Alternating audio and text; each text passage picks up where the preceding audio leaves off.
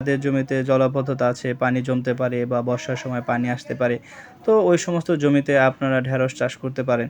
আসসালামু আলাইকুম। আশা করি আপনারা সবাই ভালো আছেন। আপনারা সবাই অবগত আছেন যে আমি সবজি চাষ করার আগে আপনাদেরকে জানাই কোন ধরনের সবজি চাষ করলে আপনারা লাভবান হতে পারবেন। তো এখন জ্যৈষ্ঠ মাসের শুরু হয়ে গেছে।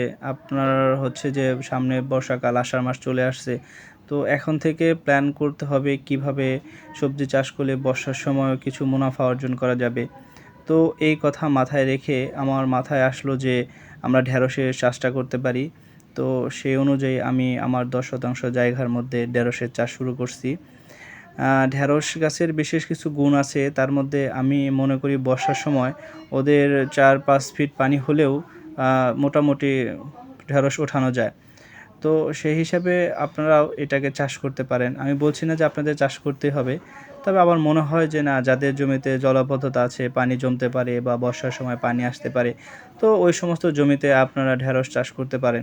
আমি মনে করি যে আপনারা অবশ্যই বেনিফিট পাবেন, অবশ্যই মুনাফা অর্জন করতে পারবেন। আর জমিতে অত্যাধিক ঘাস, এটা আসলে ঘাবড়ানোর কিছু নেই।